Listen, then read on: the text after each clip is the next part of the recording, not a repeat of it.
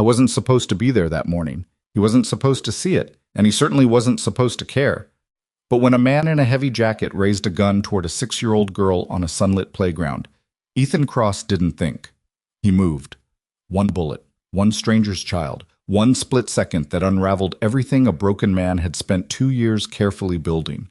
What happened next would drag him into a billionaire's war, a father's worst nightmare, and a love he never believed he deserved. Before we go any further, if you're new here, hit that subscribe button right now and turn on your notifications, because the stories we tell on this channel don't let go of you easily. Every week we bring you stories of ordinary people caught in extraordinary moments. Stories about love, survival, betrayal, and the kind of courage that doesn't make headlines but changes lives forever. And if you're already part of this family, thank you. You already know what's coming is going to keep you up at night. Drop a like on this video and leave a comment telling us what city or country you're watching from. I want to see exactly how far this story has traveled. It genuinely surprises me every single time. Now, stay with me until the very end, because this story, it doesn't go where you think it's going. The morning started the way most bad mornings do, quietly, without a single sign of what was coming. Ethan Cross had burned the eggs again. He stood at the stove, staring at the blackened edges curling in the pan, and for a moment, he just let it happen. The smoke detector had stopped working 2 weeks ago, and he kept forgetting to replace the battery, which meant the only alarm in the kitchen was Noah's voice cutting through from the hallway. "Dad, it smells like the garage in here." "It's fine," Ethan said, which was the thing he said when it was not fine. "Can we just get cereal?" "We have cereal. We have brand cereal." Noah appeared in the doorway wearing one sock and a dinosaur shirt that was getting too small for him. He was 8 years old and had his mother's eyes, that particular shade of brown that looked amber in certain light. And sometimes Ethan couldn't look at him directly for too long without something tightening in his chest. "Nobody eats brand cereal on purpose, Dad. I eat it." "You eat it because you think it's good for you." Noah leaned against the doorframe with the exhausted authority of a person who has had this argument before. "That's not the same as actually liking it." Ethan scraped the eggs into the trash and turned off the burner. "Get your shoes on. We're going to the park." "Both shoes?" "That's generally how shoes work, yeah." Noah disappeared back down the hallway, and Ethan stood at the sink running cold water over the pan, watching the black flakes swirl toward the drain. Outside the kitchen window, the September sky over Colorado was the kind of clean, hard blue that only happened after a cold night. The trees at the edge of the yard had started to turn, orange at the tips, still green at the center, and the air coming through the cracked window smelled like dry grass and something faintly metallic, the way mountain mornings sometimes did before the sun got high enough to warm everything up. It was, by every available measure, a beautiful morning. Ethan dried his hands, found his jacket on the hook by the door, and didn't think about anything in particular, which was, in those days, the best he could hope for. The park was 7 minutes away on foot. Noah walked the way he always walked, not in a straight line, not at a consistent pace, stopping twice to investigate things on the sidewalk that only an 8-year-old would find worth investigating. A beetle. A cracked piece of asphalt that he was convinced looked like a T-Rex if you tilted your head. Ethan walked behind him with his hands in his jacket pockets and his eyes moving the way they always moved. Not anxiously, not consciously even, just the low-level environmental scan that 2 years of trying to be a normal person had never fully switched off. He'd been out of the Navy for 3 years. His wife had died 14 months after that. The math of the last 2 years was simple and not something he spent much time revisiting. He had been a SEAL, then a husband and father, then a widower and a father, and now he was a construction supervisor and a father, and the order of those things mattered less with every season that passed. He didn't talk about the first part much. The men he'd worked with and the things he'd seen felt like something that had happened to a different person. Someone younger and more certain. Someone who believed that discipline and preparation could account for most of what the world threw at you. He still believed in discipline. He'd given up on the preparation part covering everything. Sarah had been sick for 11 months. 11 months was a long time to prepare for something and still have it take you completely apart. So now there was Noah and the construction job and the park on Saturday mornings and the burned eggs and the brand cereal that nobody actually liked. And that was enough. It had to be, and mostly it was, and on the mornings it wasn't, Ethan didn't say anything about it to anyone. Ridgeview Park was not a fancy park. It had a swing set that needed repainting, a climbing structure that the city had been promising to upgrade for 2 years, and a field of dry September grass that crunched underfoot at the edges. There was a bench under an oak tree where the older regulars sat, a water fountain that ran lukewarm even when the temperature dropped, and on Saturday mornings, a loose collection of parents standing around in that particular posture of people who are present but not entirely awake. Noah went straight for the climbing structure. Ethan found a spot near the edge of the playground where he could see the whole space and leaned against the fence, watching. Not paranoid, he was aware of the difference, just watching. It was Saturday. The park was maybe a third full. He recognized a few of the other parents by sight, not by name. 2 kids were fighting over a red ball near the swings. A woman in a gray coat was pushing a toddler on the baby swings with the 1,000-yard look of someone who had been awake since 5. He pulled out his phone, checked a message from his foreman about a materials delivery on Monday, and put it back in his pocket. Then his eyes moved again, the way they always did. And something was wrong. He didn't know what, exactly. That was the thing about the scan. It didn't announce itself. It didn't say there's a man by the oak tree and something about him is wrong. It just registered. The way a sound registers before you've decided to listen to it. The man was standing about 30 feet to Ethan's left, near the edge of the playground where the fence met the oak tree. He was wearing a heavy jacket, too heavy for the morning, which was cool but not cold. I was standing still in a way that people at playgrounds didn't stand still. Parents shifted weight, checked phones, called out to kids, moved in small, purposeless circles. This man was planted. His eyes were on one specific point across the playground, and he wasn't looking away. Ethan followed the line of his gaze. A little girl, maybe 5 or 6 years old, red coat, dark pigtails, crouching near the base of the climbing structure doing something in the dirt. Completely unaware. Completely alone for this particular moment, because the woman Ethan assumed was her mother had stepped 10 feet away to take a phone call. The man's right hand moved toward the front of his jacket. Ethan was already moving. Whoa. Later, people would ask him what he thought in that moment, and he would tell them honestly that he didn't think anything. There was no internal conversation, no calculation of risk, no decision in the conscious sense of the word. There was the man's hand going under the jacket, and there was the little girl in the red coat, and there was Ethan Cross crossing 30 feet of playground at a speed that nobody standing there was prepared for. He heard someone shout. He registered, distantly, the quality of the light changing as he moved. The oak tree on his left, the swing set blurring on his right, the dry grass crunching once under his boots as he cut across the open stretch between himself and the child. The gun came out. Ethan hit the little girl from the side. Not hard, controlled, wrapping his left arm around her and pulling her into his body as he turned to put his back between her and the shooter. He felt the impact before he heard the shot, which was the other thing people always got wrong about being shot. They expected it to be loud and bright and immediate. It wasn't any of those things. It was a punch, a very hard punch, high on the left side of his chest, and then a spreading warmth, and then the sound caught up. The screaming started. Ethan hit the ground on one knee. The girl pressed against his chest, and his body was already doing the thing it had been trained to do, assessing, categorizing, determining what was still functional. He could breathe. Both breaths hurt, but he could take them. His legs were working. His right arm was working. The left was reduced to something functional, but not reliable. He looked for the shooter. The man was running. 2 other people from the park were already chasing him. A younger guy who'd been playing catch with his teenager had apparently covered ground fast.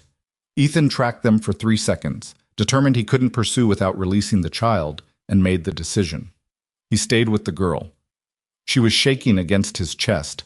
Not crying, which surprised him. She was past crying, somewhere in the shock side of fear where the body hasn't processed what just happened. He could feel her heart going like a trapped thing against his arm. "Hey." His voice came out rougher than he intended. "Hey, look at me." She looked up, dark eyes, wide, her face pale under the olive tone of her skin. "You're okay," he said. "I've got you. You're okay." He didn't know if that was true. He said it anyway. The warmth on his left side had become something more insistent, spreading down toward his hip, and he was aware in a clinical, distant way that this was going to need attention fairly soon. He shifted his weight and pressed his right hand against the outside of his jacket, over where the burning was, and focused on keeping his breathing even. "Dad," Noah's voice, coming from the direction of the climbing structure, close but not right next to him, which meant someone had grabbed the boy, was keeping him back. Good. That was the right call.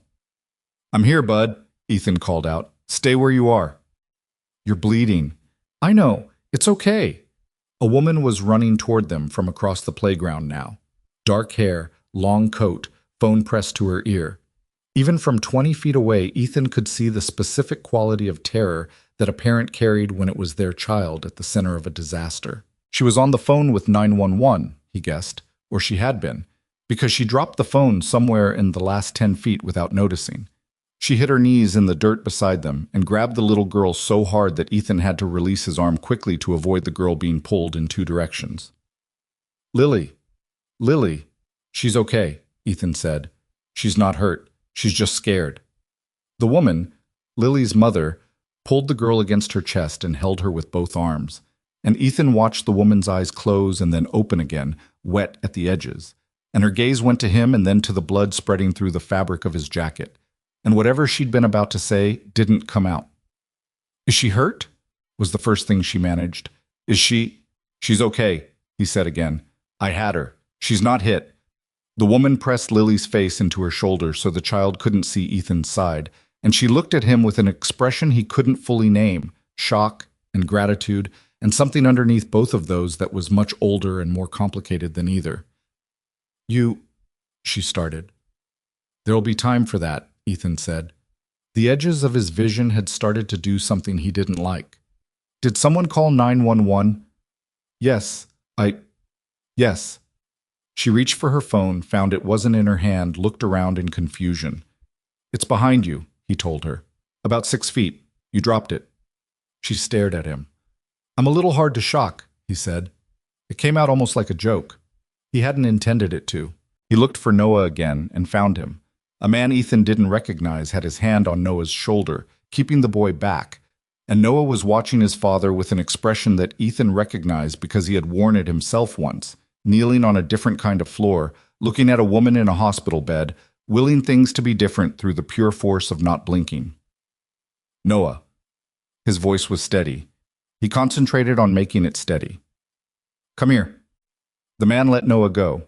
Noah crossed the grass at a run and stopped a foot away from Ethan because he was 8 years old, and he understood, in the way children understand things they've never been taught, that this moment required him to be careful.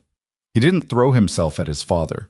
He knelt in the grass beside him and put his hand on Ethan's right arm and said nothing at all. Ethan put his right hand on the back of Noah's neck and held it there.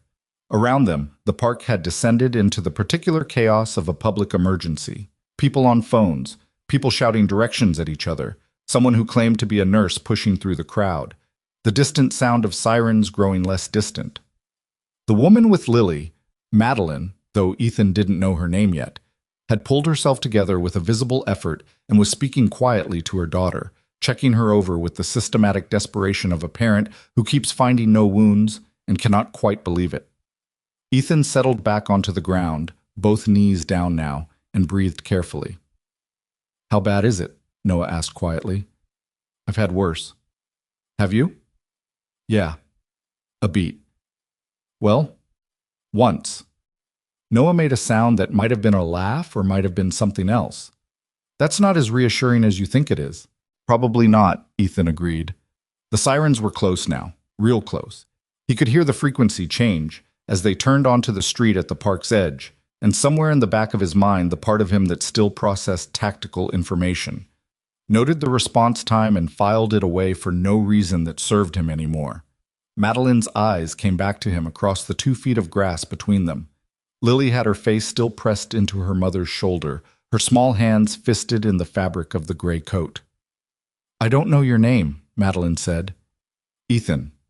She held his gaze for a moment with an intensity that seemed outsized for a conversation happening between two strangers in a park, and then the paramedics arrived and there was no more time for names or anything else. The surgery took 2 hours and 40 minutes.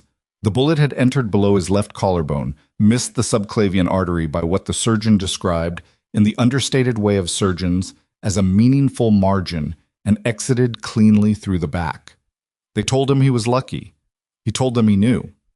They seemed to expect more of a reaction than that, so he said thank you and meant it, because the alternative to lucky was a conversation someone would have had to have with Noah, and that was not something Ethan Cross was prepared to leave behind. He woke up in a recovery room with a dry mouth and Noah asleep in the chair beside his bed.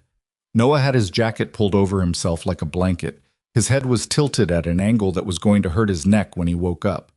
He was still wearing the dinosaur shirt that was getting too small for him, and he had fallen asleep with his shoes on, which was something he was technically not supposed to do. Ethan watched him sleep for a while. Then he looked up at the ceiling of the recovery room, which was the standard acoustic tile ceiling of every hospital room he'd ever been in, and he took one careful breath, and then another. He had been shot.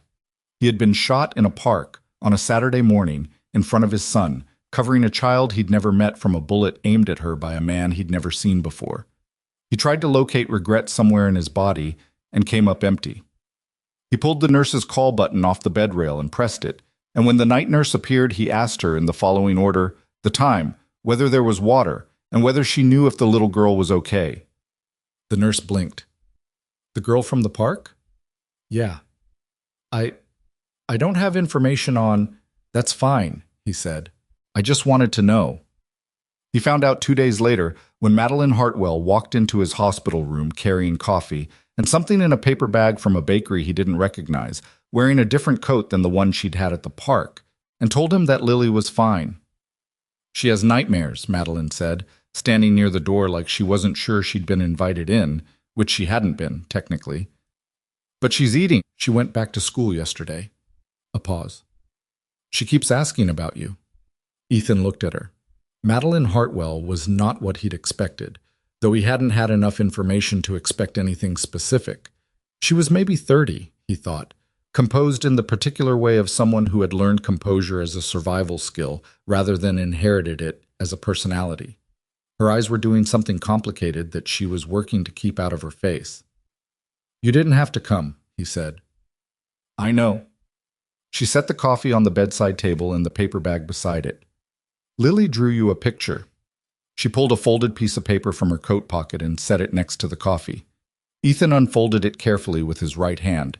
His left arm was strapped down, which he was already finding annoying, and looked at it. It was a crayon drawing of a man and a small girl. The man was very tall and had what appeared to be a serious expression, and the small girl was wearing a red coat. They were holding hands. At the bottom, in careful, still-learning letters, "Thank you, Ethan." He folded it back up and set it on the table beside the coffee. Tell her she's welcome, Cynthia, he said, and his voice came out rougher than he intended, which was happening to him a lot lately. Madeline watched him for a moment with that complicated expression she kept almost letting show. Then she sat down in the chair beside the bed, the same chair where Noah had fallen asleep 3 nights ago, and she said, I'm going to need you to let me do something. No, Ethan said, you haven't heard what it is. You're going to offer me money. Something moved across her face. Not offense, more like recognition. I was going to offer you help. There's a difference. Not usually. In this case, there is. She held his gaze steady. You have a son. You're going to be out of work for weeks. You can barely lift your left arm. You live alone. She paused. Those aren't accusations. They're just facts. Ethan said nothing. I have resources, Madeline said. I would like to use some of them to make the next few weeks less difficult for you and your son. Not because I think you can't manage. Because you did something for my daughter that She stopped, started again. Because I want to. And because I'd rather ask directly than do it some other way. The room was quiet for a moment.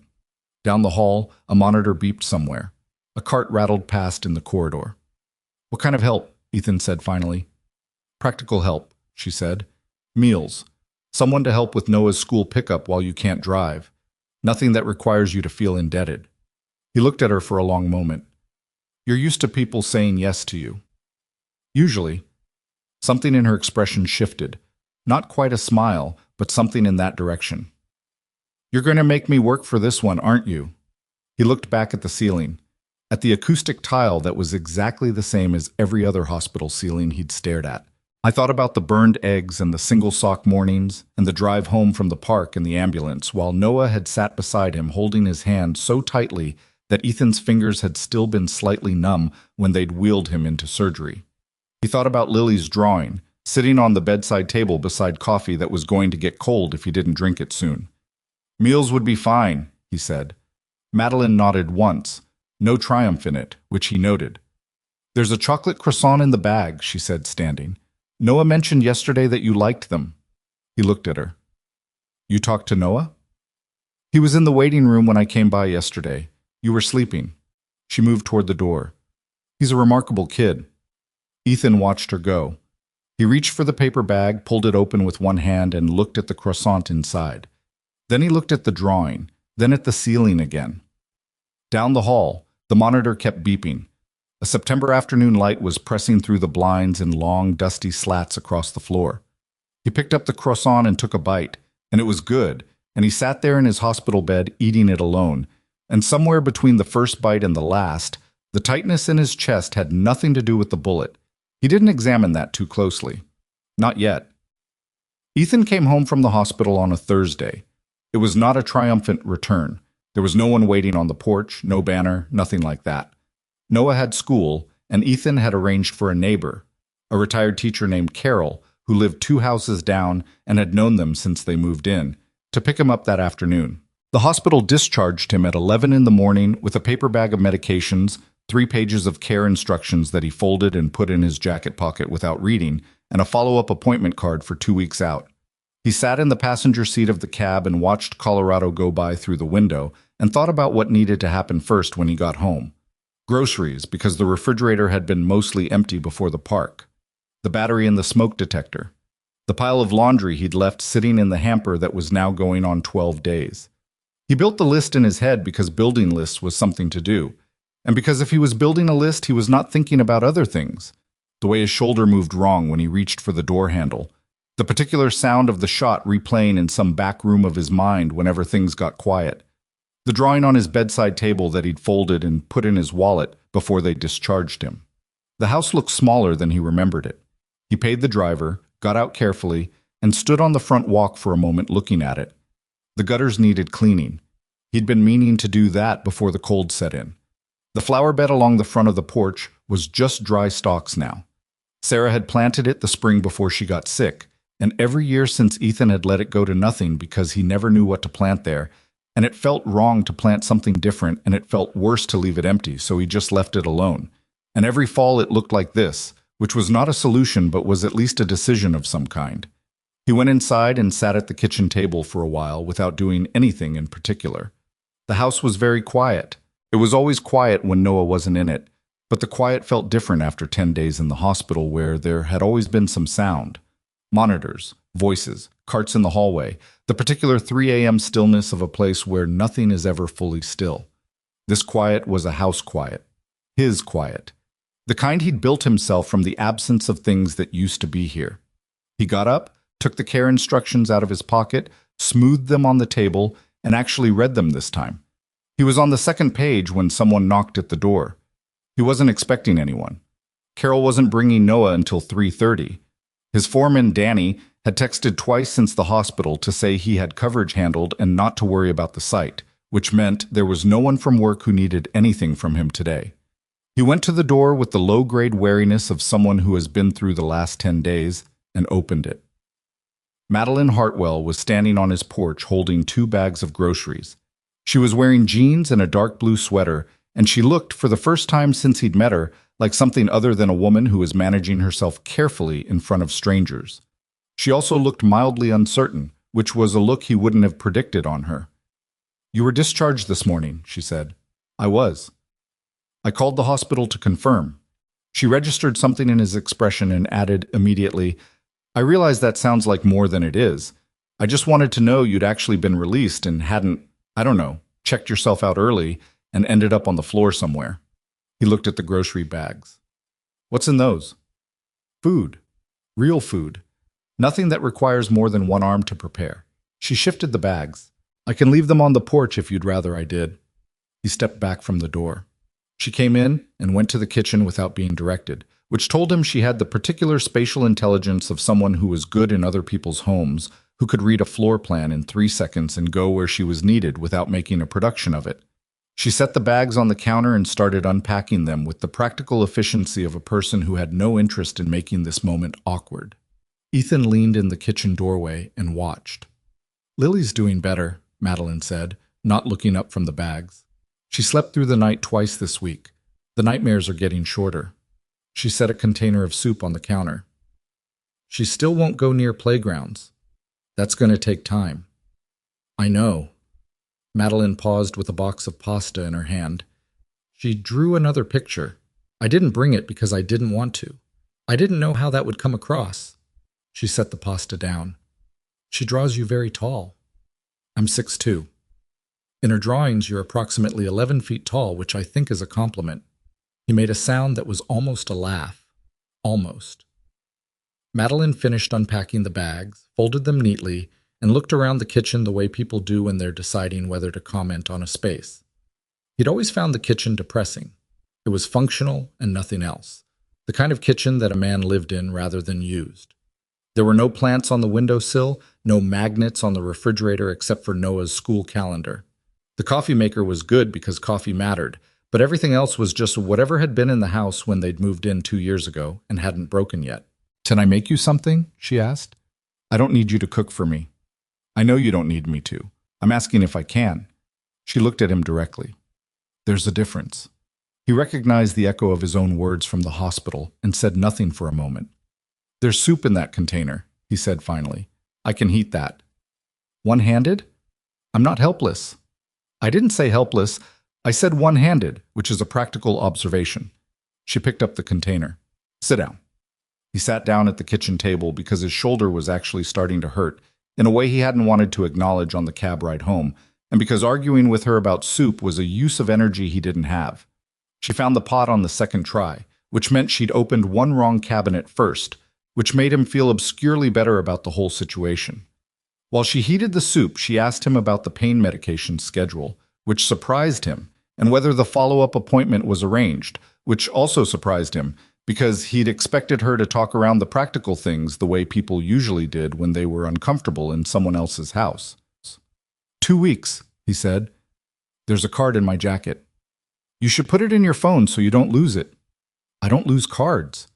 "You also try to heat soup one-handed after major surgery, so..."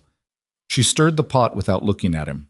He watched her stand at his stove in the kitchen that had never felt like much of anything, and he thought that he should feel more uncomfortable than he did. He had been intensely private since Sarah died. Not unfriendly, just closed.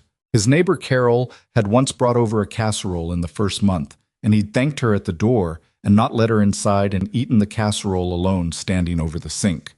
He had never once had someone in his kitchen who was not Noah or occasionally Danny from work. Madeline did not seem to require anything from him. She did not fill the silence with anxious talking. She just heated the soup and found 2 bowls. "Do you mind?" and set them on the table and sat across from him, and that was all, and somehow it was not unbearable. They ate for a while without talking. Outside, a car went past. The refrigerator made the low cycling sound it always made around noon. Noah's school calendar on the refrigerator door said there was a science fair in 3 weeks. "You run Hartwell Dynamics," Ethan said. Madeline looked up. "Yes?" "Your name is on the building." "It's my family's company. I've been running it for 4 years.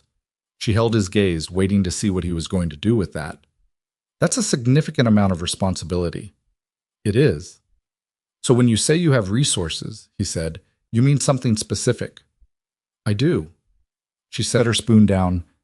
"I wasn't trying to manage you at the hospital. I was just... Yes, I have money, and my daughter is alive because of you, and I needed to do something about that because I can't carry it otherwise." She said it plainly, without apology, but without armor either. "That's the honest version." He looked at her for a moment. "What does carrying it feel like?" She blinked. It seemed like a question she hadn't been asked before. "Like I can't stop replaying the moment I stepped away to take that call," she said. "Like 10 feet was too far. Like no distance between me and her is ever going to feel safe again." She picked up the spoon. "That's probably more than you asked for." "No," he said. "That's actually what I asked for." She looked at him differently then. Not with more warmth exactly, more with a kind of recalibration, the way someone looks when a conversation has gone somewhere they didn't predict. They finished the soup. Noah came home at 3:40. Carol was 10 minutes late because of traffic on Elm, something she apologized for extensively at the door, while Noah stood beside her with the slightly glazed expression of a child who had been talked at for the duration of the drive. He came inside, dropped his backpack on the floor with a crash that suggested it contained rocks rather than textbooks, and stopped when he saw Madeline at the kitchen table. He looked at his father. He looked at Madeline.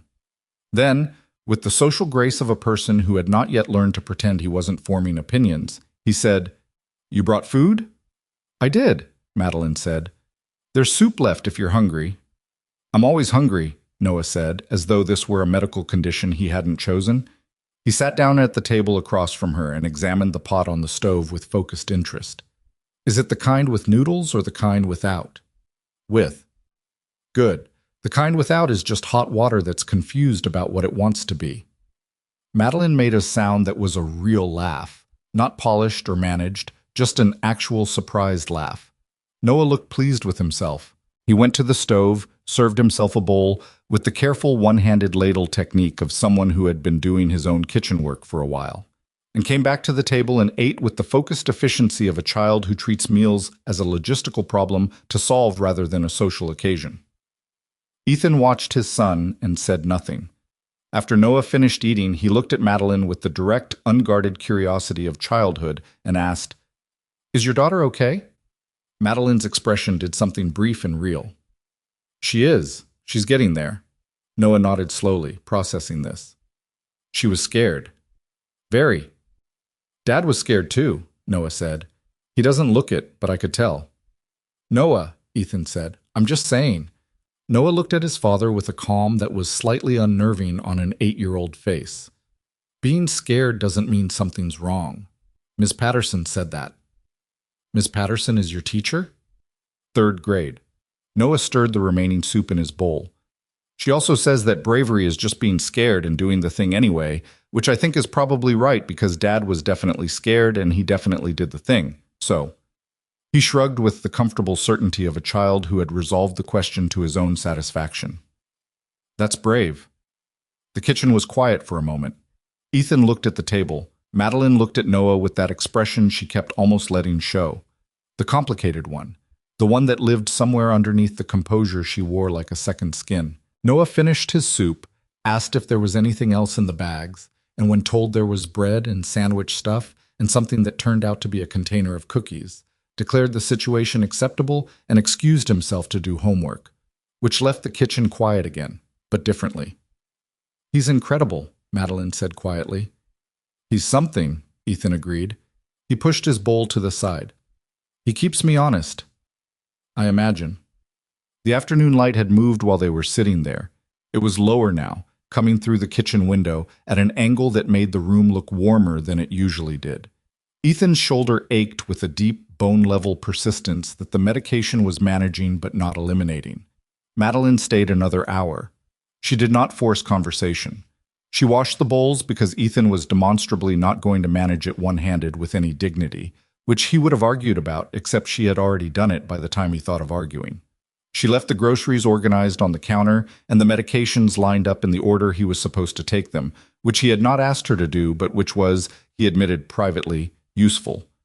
At the door, she stopped and turned back. "I want to offer you something," she said. "And I want to be clear that it's a real offer, not charity, and you can say no without it changing anything." He waited. "I have a construction and facilities division at Hartwell Dynamics. It's a significant operation. We're in the middle of 2 major renovations and have 4 sites running simultaneously. My current project manager is leaving in November." She looked at him steadily. "I've been looking at your work history. Danny Reyes speaks highly of you. You have more relevant experience than anyone I've interviewed." Ethan was quiet for a moment. "You checked my work history." "I was going to explain that." "I'm sure you were." I wasn't investigating you. After what happened, I needed to know who you were. It started there, and then I looked at your professional record because..." She paused. "Because you solved a problem in under 3 seconds that most people couldn't have solved in 3 minutes. and I run a company that has a great deal of problems that need solving, and I thought it was worth knowing whether you were good at your work." "I'm good at my work," he said. "I know." She held his gaze. "The offer is real. The pay is substantially better than what you're making now. I know the commute is workable from here, and if Noah needs anything during school hours, there's flexibility built in. I have a lot of single parents on my team. It's not an accommodation. It's how we operate." He said nothing for a moment, looking at her in the fading afternoon light on his front porch, trying to find the angle in it. The place where the gratitude became manipulation, where a generous impulse became an obligation. He'd learned to look for that in the years since the Navy, in the years since Sarah died, the places where kindness had a hidden shape. He couldn't find it. "Let me think about it," he said. "Of course." She stepped off the porch. "Thank you for letting me in." He wasn't entirely sure what she meant by that, which bothered him slightly, so he just said, "Thank you for the soup." She almost smiled. Then she walked to her car, and he stood in the doorway watching her go in the way that you watch something you haven't decided what to do with yet. And then he went back inside to see what Noah was doing with his homework. The answer, unsurprisingly, was minimal homework and maximum dinosaur encyclopedia, but it was a Wednesday, and Ethan decided some battles waited for full shoulder function. He sat on Noah's bed while his son explained at length the disputed theories about T-Rex arm usage, and outside the window. The Colorado evening came in slow and blue, and the medication had taken enough of the edge off the pain that he could lean back against the headboard without flinching. And there was something in the room right then, the particular quality of an ordinary evening that had survived a not ordinary stretch of days, that Ethan Cross didn't have a name for and didn't try to find one. He said yes to the job 3 weeks later. He called Madeline from the parking lot of the physical therapy clinic, which he'd gone to twice a week since being cleared by the surgeon, and which he hated with a specific passion he saved for things that required him to admit he had limits. The therapist was a blunt-spoken woman named Dr. Priya Anand, who had absolutely no interest in his former military background as a reason to go easy on him, and considerably more interest in whether his rotator cuff was tracking the way it should be, which it wasn't yet. "I'm taking the position," he said when Madeline answered. A brief silence. "Good," she said, without any of the performance he might have expected. Just the word. "Can you start the 1st of November?" "Probably. Priya says another 3 weeks before I can be on site reliably." "Priya's your PT?" "She's my torturer. Same general function." He heard something that might have been the ghost of a laugh. "November 1st is fine. I'll have HR send the paperwork." "Madeline." "Yes." He paused. He'd thought about how to say this on the drive over and hadn't landed anywhere satisfying, so he said the plain version. "I'm taking this because you run a good operation and I can do the work, not because of what happened at the park." "I know," she said. "I just wanted that to be clear." "It was already clear," she said. "It's part of why I offered it." Another pause. "Ethan." "Yeah. For what it's worth, say, I think you were going to end up somewhere like this anyway. It just happened faster." She said it without condescension, without the careful softness people used when they were managing someone. She said it like a statement of observed fact. "You're the kind of person who lands somewhere useful. It was just a question of when." He didn't have a response for that, so he said he'd look for the paperwork and ended the call and sat in the parking lot for a moment with his phone in his hand and the low October sun hitting the windshield at an angle that forced him to squint. Then he drove home to figure out what Noah wanted for dinner, which turned out to be grilled cheese, and whether they had the right kind of bread for it, which they did not. So they had cereal instead. The regular kind, not the bran, because Ethan had added it to his grocery list and, for once, followed through. The weeks between the hospital and November moved differently than the months before them had. Ethan couldn't have explained precisely how, except that there was more coming into the house than there had been before. Not things, but people. Madeline came twice more with food before he told her firmly that he was capable of feeding himself and his son. "Thank you." And she said fine, and didn't stop entirely, but reduced it to once a week, and brought Noah his preferred brand of orange juice without being asked, which was a detail that Ethan cataloged in the back of his mind and left there. Lily came once. It was a Saturday in mid-October, 3 weeks after the park, and Madeline had asked carefully, not assuming, whether Noah might want to have a playdate at their house. Ethan said he'd ask Noah, and Noah said sure with the easy confidence of a child who had not yet learned to be complicated about making friends. So instead, Ethan offered that Lily could come to their house, which would be on neutral ground and which he thought might be easier for a 6-year-old who was still flinching at loud noises. Lily arrived holding her mother's hand very tightly and looked at everything in Ethan's house with large dark eyes that assessed and processed and did not miss anything. She was quiet for longer than children that age usually were, and then Noah showed her his dinosaur encyclopedia, and something in her posture shifted, not all at once, gradually. And 20 minutes later, they were both on the living room floor, arguing about whether a Spinosaurus or an Allosaurus would win in a fight, which was, as arguments went, a productive one. Ethan and Madeline sat at the kitchen table and drank coffee and listened to the argument through the doorway. "She hasn't argued with anyone in 2 weeks," Madeline said quietly. "I didn't realize how much I'd missed it." Ethan watched the doorway. He could see Lily's red-socked feet kicking with the particular energy of a child who has momentarily forgotten to be careful. "Noah's good for that," he said. "He has strong opinions and he can't be talked out of them easily, so it forces you to actually defend your position." "The Spinosaurus," Madeline said, tilting her head toward the living room. "For the record, I think the Spinosaurus." "You'd be wrong. Spinosaurus was a fish-eater. Wrong build for a direct fight." She looked at him. "You know about dinosaurs." "I've been educated. Extensively. Against my will, mostly." He picked up his coffee. "You spend enough time with a kid who cares about something, you end up caring about it too, mostly."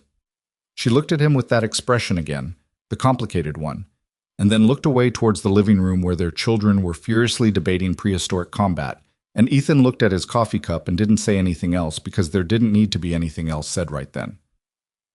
There were more dinners after that. Not arranged exactly. They happened the way things happen when two people are circling the same space often enough that having dinner separately starts to seem like the more complicated option. Sometimes at Ethan's, sometimes at Madeline's larger and better equipped house, where the kitchen was the kind of kitchen that made Ethan realize he had been cooking in poverty of equipment for 2 years. Sometimes Noah and Lily ate early and went to do whatever they were doing, and sometimes all 4 of them ate together, and sometimes Ethan and Madeline sat across from each other after the kids had left the table and talked until 9 or 10 o'clock about things that had nothing to do with the park or the job or the kids. She was not what he'd assumed that first day on the playground. He'd seen a billionaire CEO and made the quiet, ungenerous assessment that people made about certain kinds of wealth, that the ease of it meant the person inside it was easier than the world had made the rest of them. He'd been wrong. Madeline Hartwell had been left when she was 26, had fought her ex-husband in 3 separate legal proceedings for control of the company she'd rebuilt after her father's death, and had spent 4 years being underestimated by people who looked at her age and her appearance and decided they knew what they were dealing with. She told him some of this in pieces over the weeks, never as a presentation, more as things that came out sideways when they were talking about something else, the way the real facts about a person usually emerged. He did the same in reverse, told her about the Navy and the way people told stories about a previous version of their life, acknowledging it existed without making it the defining thing. He started at Hartwell Dynamics on the 1st of November, as agreed. The first day was not disaster, which he counted as reasonable. The sites were well run at the basic level. The infrastructure was sound, the crews were experienced, but there were problems nested inside the operation that took Ethan about 2 days to identify and about 2 weeks to start fixing. An invoicing irregularity in the materials orders from Site BB. A subcontractor relationship that was costing the company 20% more than comparable market rates for no clear reason. Small things, or things that looked small until you pulled on them. He pulled on them. Madeline noticed. "You flagged the Westfield contract," she said, appearing at his office doorway on a Tuesday morning in his 3rd week. She had a tablet in her hand and an expression that suggested the flagging had been more significant than he'd realized. "The materials costs don't track," he said. "The invoices are running about 18% above what I can find for comparable specs in 3 other suppliers. I asked for the original procurement contracts, and they were hard to get, which is the part that interested me more than the numbers." She came into the office and set the tablet down. On the screen was the invoice chain he'd flagged. She looked at it for a moment, then at him. "Hard to get how?" "3 people told me they'd have to check with Graham Pike's office before releasing them." Madeline's expression shifted. It was subtle, just a tightening, something behind the eyes. But Ethan noticed because he'd spent enough weeks now learning her face that the small changes registered. Graham oversees finance. I know. He's been with the company 8 years. I know that too. He kept his voice even. I'm not accusing anyone of anything. I'm telling you what I found and what I couldn't access. He held her gaze. What you do with it is your call. She looked at the tablet for another moment. Then she picked it up and said, "Send me everything you pulled on the Westfield invoices. All of it. Already in your inbox." She looked at him. When? 20 minutes ago. A long pause. Something was moving behind her eyes. Not quite worry, but the thing that came just before worry, when a person understood that something they'd trusted might have more to it than they'd seen. "Ethan," she said. "Yeah." "Thank you." She said it plainly, without the weight she sometimes put on words when she was being careful. Just 2 words, meaning what they meant. She turned and left his office, and he listened to her heels on the floor going down the hall, and then looked back at his desk and the open files and the numbers that didn't add up the way they should. Outside his window, the November sky over Denver was the low, heavy gray of a city waiting for its first real snow. He picked up his pen and got back to work.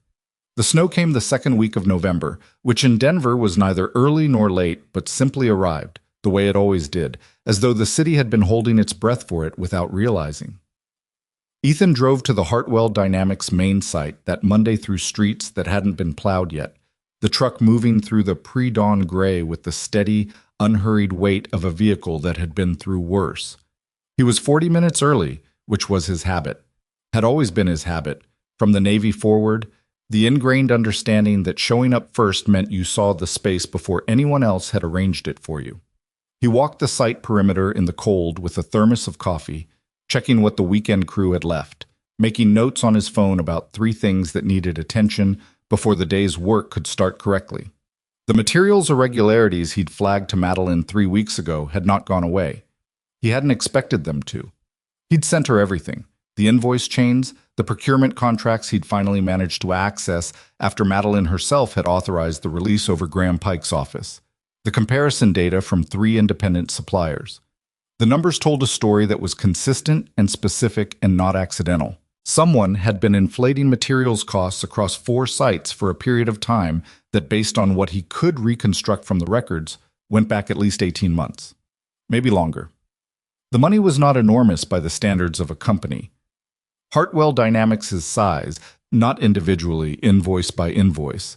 But when Ethan put it in a single column and added it up, it came to a number that sat in his chest like something swallowed wrong.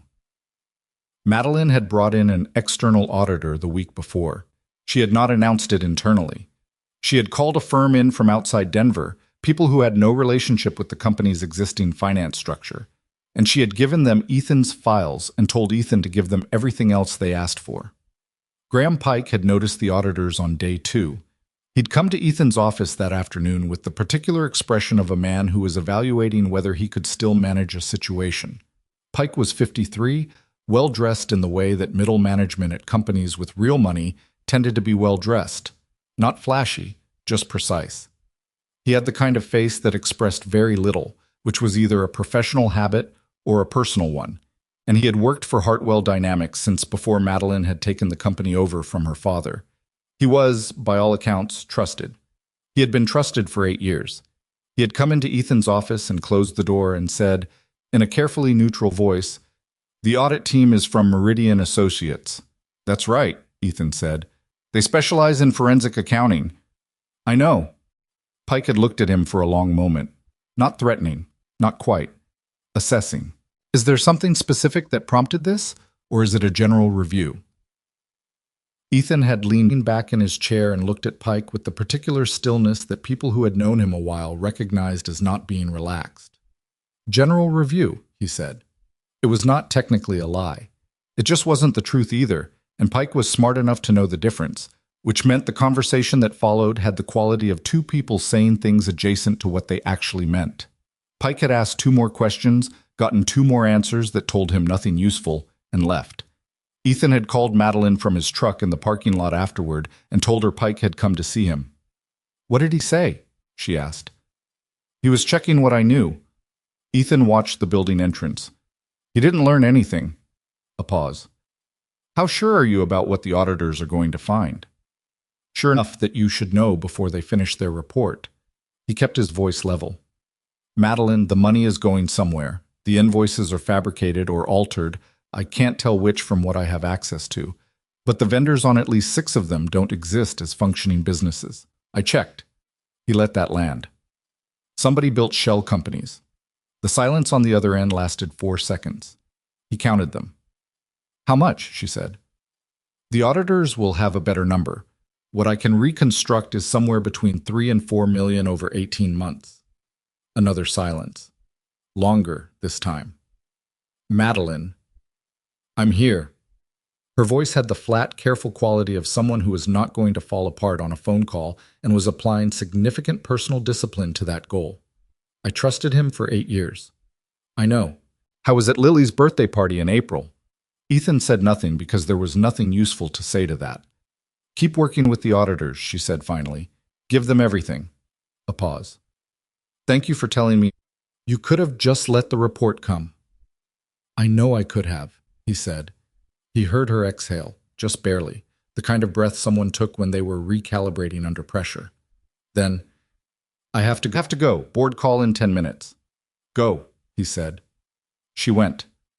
He sat in the parking lot for a while after that, watching the November sky do what November skies did, which was provide the color of institutional carpeting and the general impression that warmer times were a rumor. Then he drove back to the site and got back to work because the day was not going to run itself. That had been 3 weeks ago. The auditors had submitted their preliminary report on a Friday afternoon, and Madeline had called Ethan that evening from what sounded like an empty conference room, the particular acoustic hollow of a big space with no people in it. 4.2 million, she said, spanning 22 months. He'd done the math already. He didn't say so. Where did it go? They're still tracing it. There are 7 shell companies. 3 of them connect to a holding entity registered in Delaware that the auditors think connects to a larger financial structure. She paused. They haven't confirmed who controls it yet, but Ethan, her voice changed, just slightly, in the way that meant something was coming that she hadn't wanted to say. There's a name that keeps appearing as a signatory on the shell company formations. Pike, he said. Not Pike. Another pause. Adrian Vale. Ethan was quiet for a moment. I was in his kitchen. Noah was already in bed. The house was quiet. He was standing at the counter with a glass of water. And he set the glass down carefully. Your ex-husband. Yes. The one who's been trying to acquire controlling interest in the company. He's been attempting it through third parties for about 8 months. My legal team has been managing it. Something in her voice, not fear exactly, but adjacent to it, tightly controlled. I didn't connect it to the construction invoices because I didn't know about the construction invoices. Graham was my CFO. I trusted the numbers he gave me. Ethan thought about the park, about the hired shooter and the heavy jacket and the gun coming out, about a 6-year-old girl crouching in the dirt who had been, apparently, not a random target. Detective Moreno, he said. She's already called me. She's been looking at the park shooting as a potential contracted hit since the first week. She said the shooter was professional. Wrong profile for a random act, wrong weapon, wrong behavior pattern before the shot. Madeline's voice was steady in the way that something is steady because it is being held deliberately. She thinks the park was Adrian trying to pressure me or destabilize me, or both. Ethan pressed his thumb and forefinger against the bridge of his nose and stood there for a moment. He tried to have Lily killed, he said. He kept his voice flat because flat was what he had. The investigation is still Madeline. He waited until the silence stretched enough that she stopped offering him the careful legal version. He tried to have your 6-year-old daughter killed. She was quiet for 3 seconds. Yes, she said. That's what it looks like. He turned and looked at the window over the sink. It was full dark outside, just his own reflection in the glass, kitchen light behind him, the neighborhood invisible beyond it. He had a very specific experience of what he felt in that moment, which was not panic and not shock, because he had trained himself out of panic and shock a long time ago. What he felt was simpler and colder, the particular clarity that arrived when a situation resolved itself from complicated to clear. when the thing you were looking at turned out to have a name. You need security, he said. Not the kind you currently have. Real security, with people who know what they're doing. I'm already working on it. I know people, he said, from before. People who are good and who aren't going to be managed or bought. I'll make calls tomorrow. A pause. Ethan, you don't have to. I know I don't have to. He picked up the glass of water again. Let me make the calls. She let him. The calls went out the next morning. 2 former SEAL colleagues who had gone into private security work after separation. Men. Ethan trusted not because trust came automatically, but because he had been in the specific situations where you found out what a person was made of, and he knew what these 2 were made of. Marcus Webb, who ran a small firm out of Colorado Springs, and Jane Sorrell, who operated mostly freelance and whose particular value was in threat assessment, in reading a situation before it became an incident.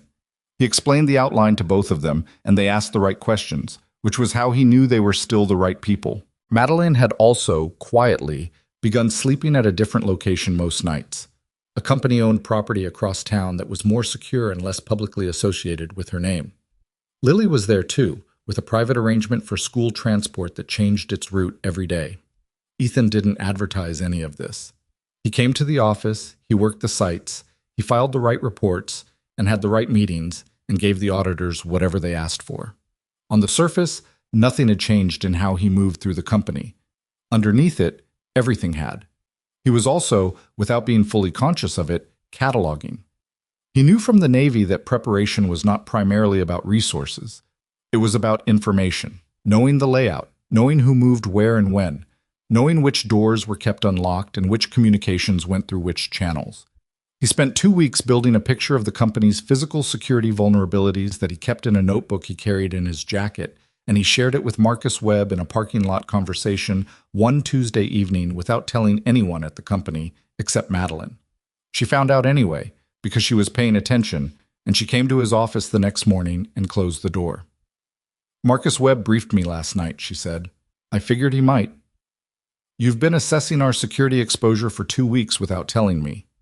I was going to tell you when I had something complete enough to tell. She stood across his desk and looked at him with an expression that was not quite anger, more like the frustration of someone who was used to having full information and was adjusting to the specific quality of Ethan's operational independence.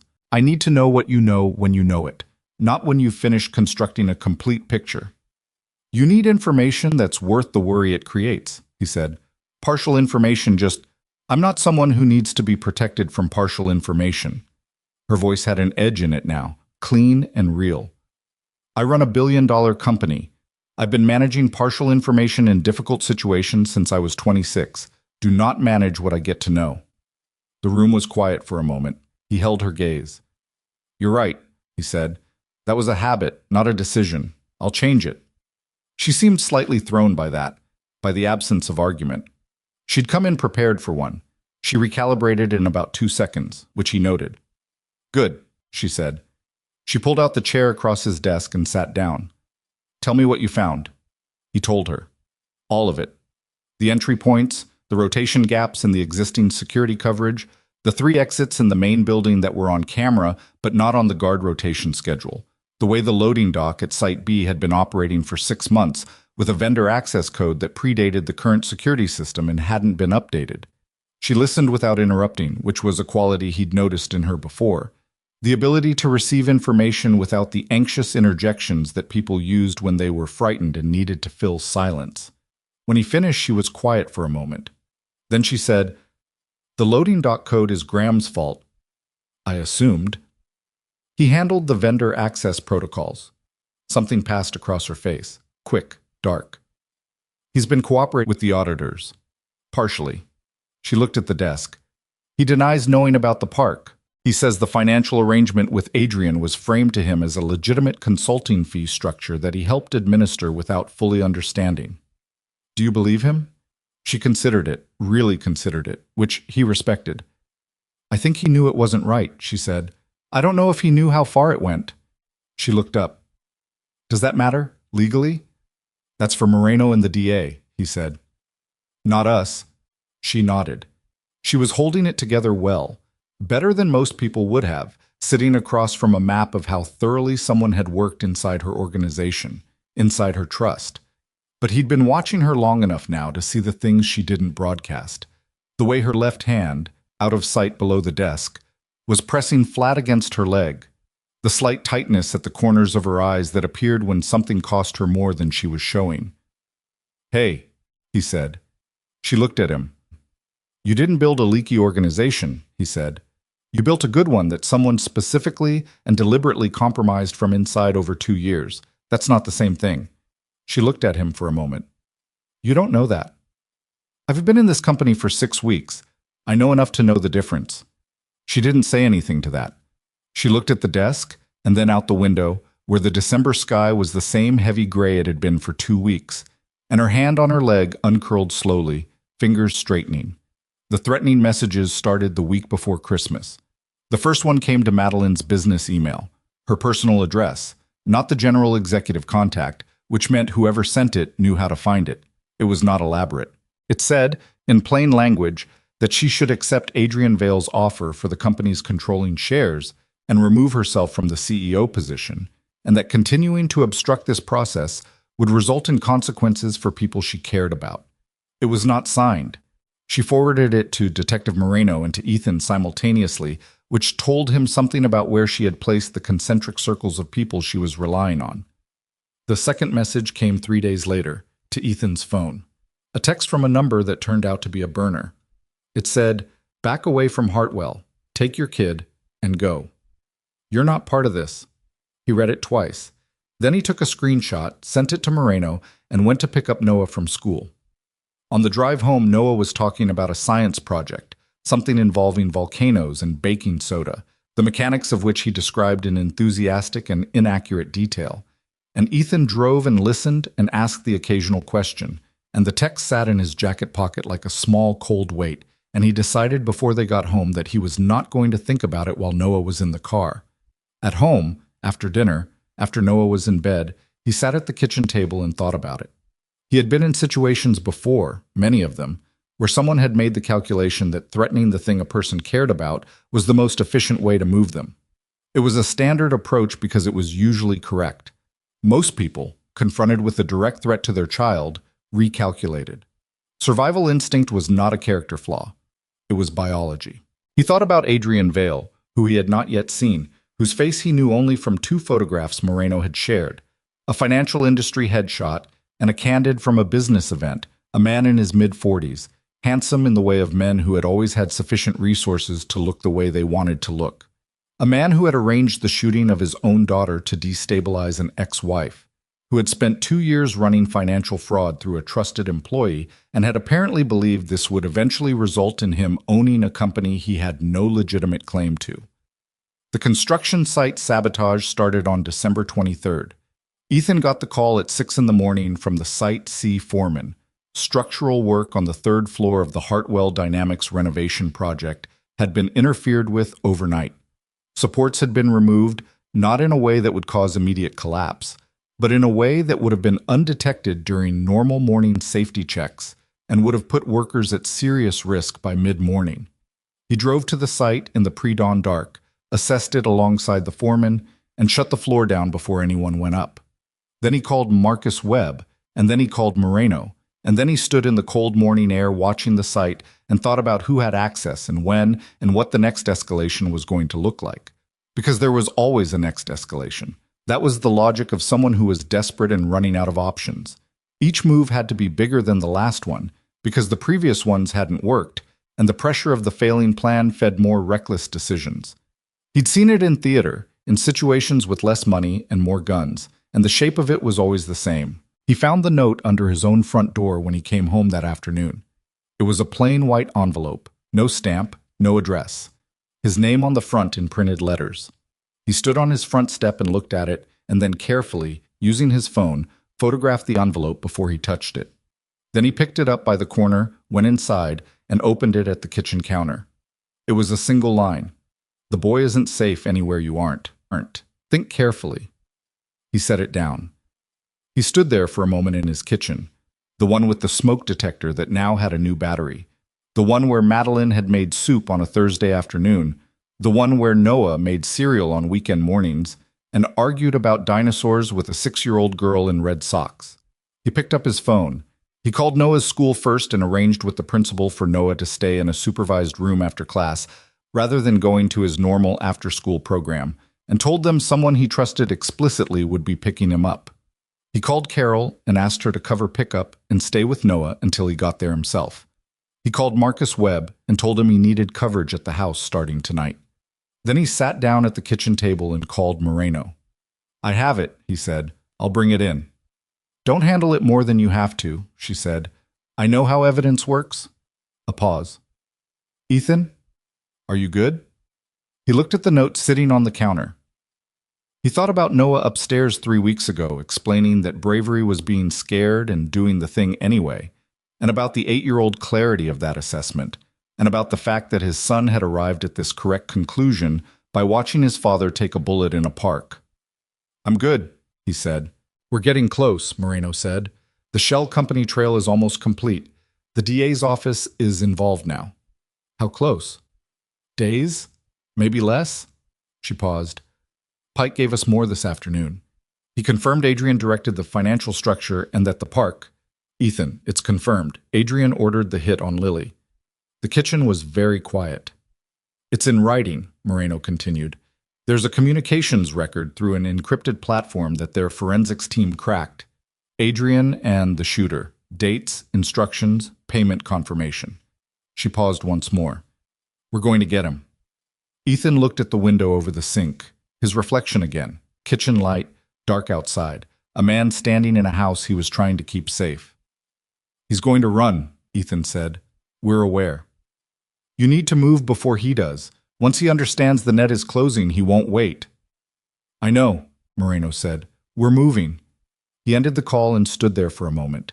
Then he went to the bottom of the stairs and called up, "Noah, grab your overnight bag."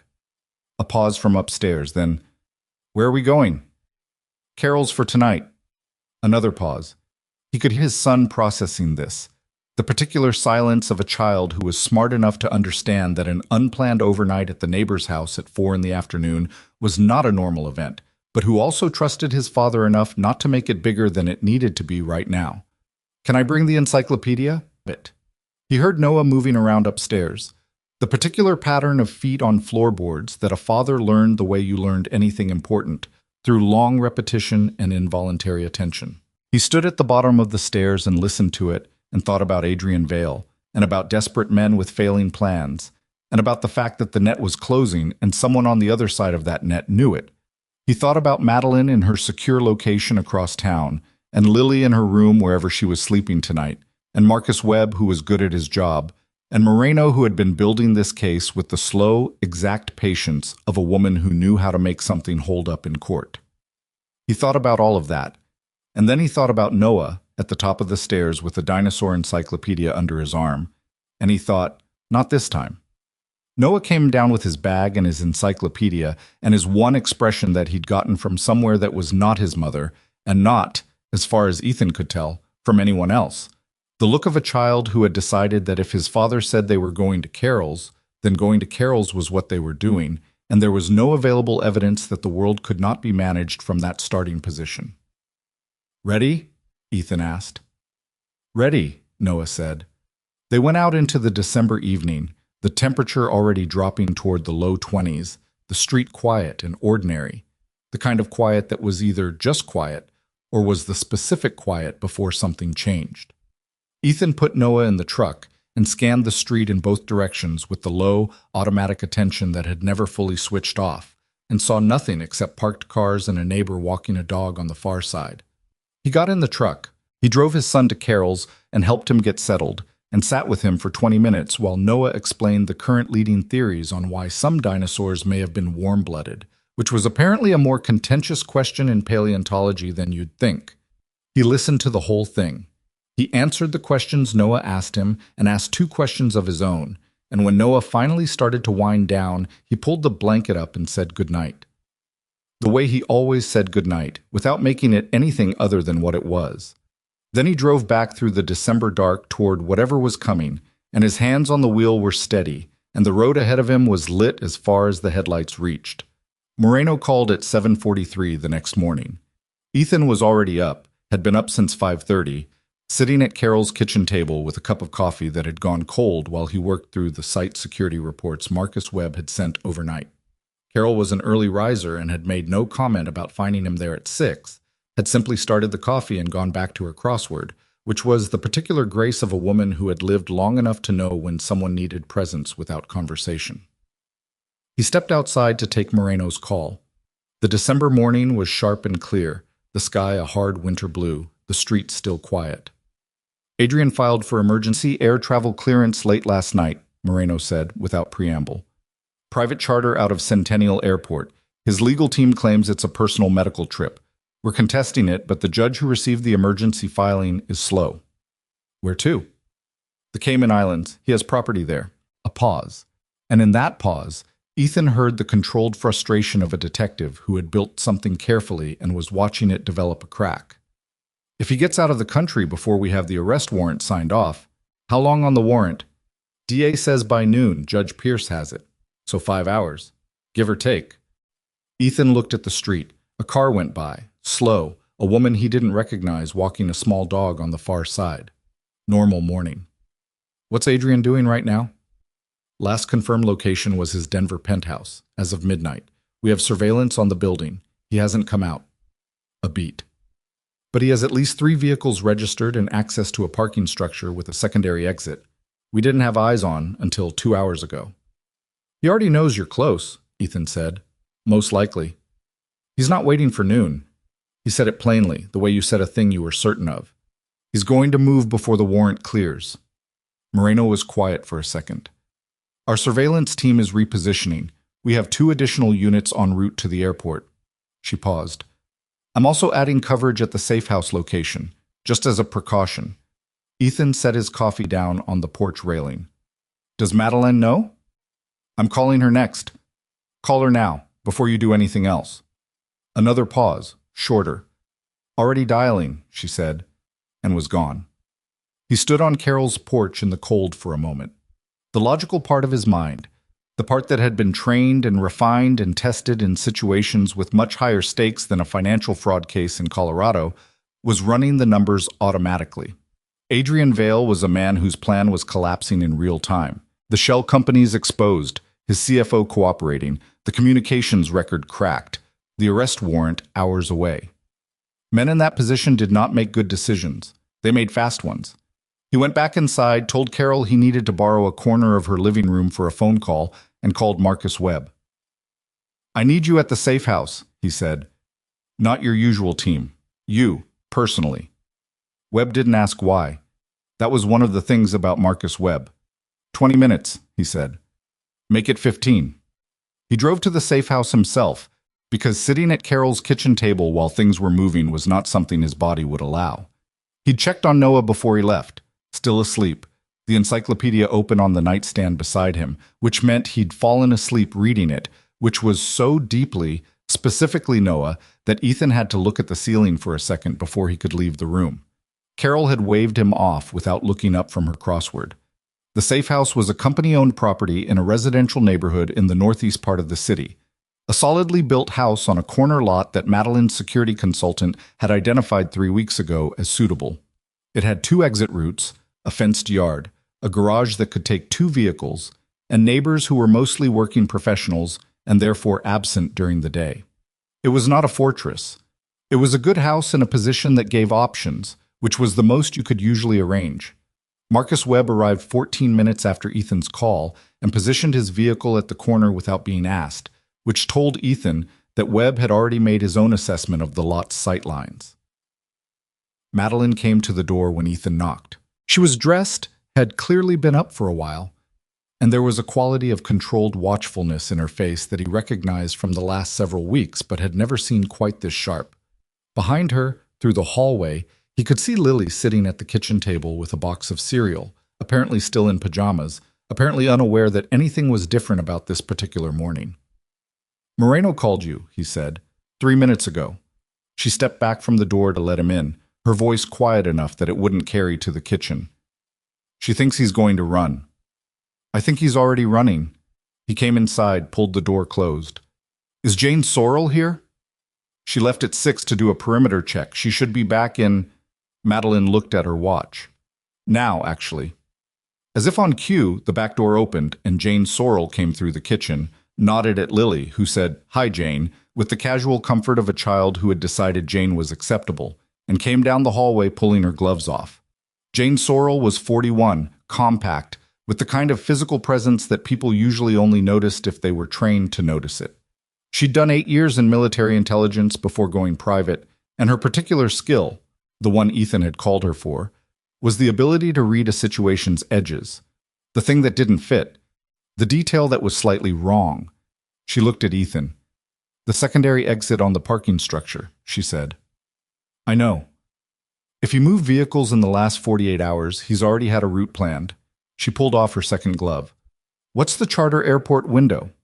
"Warrant by noon, flight clearance contested but not blocked." Jane's expression said what she thought of that timeline without her having to say it. They moved to the small room off the hallway that had been functioning as a kind of operations space.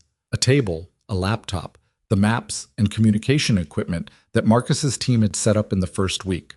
Madeline followed them, and Ethan didn't suggest she shouldn't because he'd learned that particular lesson in her office and had no interest in relearning it. He spread the city map on the table and put his finger on the penthouse building. If he moved early this morning, he had a 3-hour window before Moreno repositioned surveillance. From there to Centennial Airport, 3 routes. The direct one is the most obvious and therefore least likely. "The secondary goes through residential," Jane said, tracing a line with her finger. "Harder to surveil, longer, 45 minutes in morning traffic." "The third route," Ethan paused. "Goes past this street," Jane said quietly. The 3 of them stood there for a moment looking at the map. Madeline looked up from the map to Ethan. "He knows where we are." "I don't know that," Ethan said, "but you think it's possible." He looked at her. He was not going to tell her partial information. He'd made that commitment. "Pike knew the company's secure property inventory," he said, "and Pike has been cooperating with the investigation, which means he's been talking." He held her gaze. "It's possible." Madeline absorbed this the way she absorbed things, without flinching, without the anxious noise, just taking it in and processing it where he could see her processing it. Then she said, "What do we do?" "We move Lily to a different room, one without windows on the street side." He looked at Jane. "You stay with them. Webb covers the exterior." "And you?" Madeline asked. "I'm going to watch the front." She looked at him for a moment with an expression that was not quite argument and not quite agreement. "Ethan, if he comes here, he's not coming alone. I know. You're not..." She stopped, tried a different direction. "I don't want you putting yourself..." "Madeline." He kept his voice level. "I'm not doing anything reckless. I'm going to stand at the front of this house and watch the street, that's all." A pause. "Moreno has units moving. Webb is on the exterior. If Adrian Vale decides to make this his last play, he is going to do it against a former Navy SEAL with prior knowledge of the approach route, a military intelligence specialist inside, and a police detective who is currently losing patience with a slow-moving judge." He held her gaze. "He's going to find that this is not the soft target he thinks it is." She looked at him for a long moment. Something in her face shifted. Not relief, not quite, but a movement toward it, like a door opening a crack. "Move Lily first," she said. "Now," he agreed. They moved Lily, who accepted the relocation with the flexibility of a child who had spent 3 weeks adapting to things changing without full explanation, and who asked only whether she could bring her cereal, and was told yes. Jane settled her in the interior room with the box of cereal and a tablet, and the composed, easy manner of a woman who was very good at not transmitting tension to children. Madeline stayed in the hallway. Ethan went to the front room and stood to the side of the window, not in front of it, beside it, at the angle that let him see the street without being visible from outside. The December morning was still quiet. Webb's car was at the corner, positioned well. 2 houses down, a woman was scraping frost off her windshield with the slow morning patience of someone who had not yet fully accepted winter. His phone buzzed. Moreno. "He left the penthouse," she said. 22 minutes ago. Our surveillance missed the secondary exit. We have units moving, but he has a head start." "How many vehicles?" "One confirmed, a black SUV. We're trying to get plates." Ethan looked at the street. Moreno, I need a direct line to your nearest unit. Why? Because if he's running the third route to the airport, he passes within 4 blocks of this location. He kept his voice even. And I need your people to know that. A 3-second pause. Then, I'm patching you to Unit 7. Don't do anything until I'm standing at a window, Detective. That's all. She patched him through. He stood at the window and watched the street and felt the particular quality of waiting that he had spent years learning to do correctly. Not tense, not anticipatory in the way that burned energy, just present. Aware. Watching the edges of things the way you watched for the thing that didn't fit. Madeline came and stood in the hallway behind him. He could see her in his peripheral vision. She didn't speak. He didn't ask her to leave. 12 minutes passed. Then a black SUV turned onto the street at the far end. It moved at a normal pace, unhurried, the way a driver moves when he is trying not to move like someone with a reason. Ethan tracked it from his angle at the window, watching the speed, the position in the lane, the way it slowed fractionally 2 houses down before resuming, the kind of slow that happened when a driver was checking addresses. He texted Marcus Webb a single word, now. He heard Webb's car door from outside. The SUV stopped in front of the house. Ethan watched the door open. A man got out. Not Adrian, one of his people. A large man in a dark jacket who stood beside the vehicle scanning the exterior of the house with the professional thoroughness of someone hired for his ability to stand in front of things. Then the rear door of the SUV opened. Adrian Vale stepped out onto the street. He looked like his photographs. The posture of a man who had spent his life in rooms where he was the most important person in them. The particular kind of handsomeness that required money to maintain, now slightly eroded by whatever the last 72 hours had cost him. He was wearing a coat that was too good for the morning he was having. He looked at the house with an expression that Ethan, watching from the window, recognized as the specific resolution of a man who had made a decision he'd been avoiding. Ethan moved to the front door. Ethan, Madeline's voice behind him, quiet, controlled. Go to Lily, he said. A pause. Be careful. He opened the front door and stepped onto the porch. Adrian Vale looked at him from the middle of the front walk. The large man to his left adjusted his position. There was a second man on the far side of the SUV who Ethan clocked in his peripheral vision without moving his eyes to look directly. The street was otherwise empty. The woman 2 houses down had finished scraping her windshield and gone back inside. Adrian regarded Ethan with an expression that was several things at once. Surprise, because whatever he'd been expecting when this door opened, it apparently wasn't this particular man. And calculation, because calculation was the habit of a man like this. And underneath both of those, something harder and less composed that the last 72 hours had put there. You're the construction worker, Adrian said. Ethan stood on the porch with his hands at his sides. I'm a lot of things, he said. Construction is the most recent one. A brief pause. This doesn't involve you. You put a note under my door telling me my son wasn't safe. That made it involve me. Something moved in Adrian's face. A recalculation. He studied Ethan for a moment the way men who were used to reading power-studied things that weren't conforming to expected patterns. I'm going to speak to Madeline. No, Ethan said. You're not.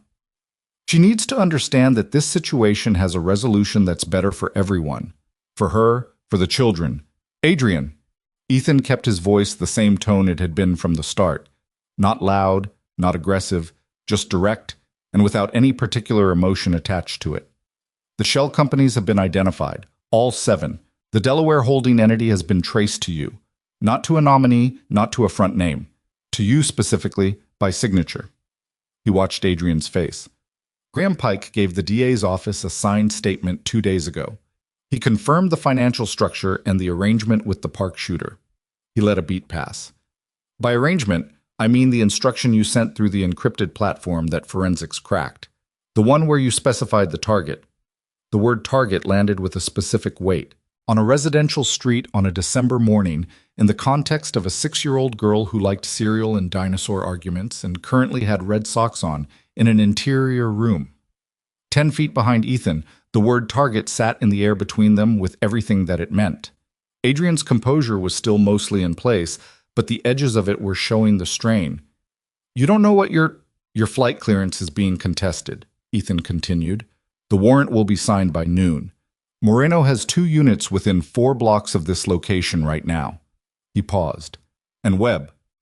Adrian glanced involuntarily to the corner where Marcus Webb's car sat. Webb was standing beside it now, arms crossed, watching. You came here to pressure Madeline, Ethan said. To make one last play before the warrant cleared. I understand the logic. It's not going to work.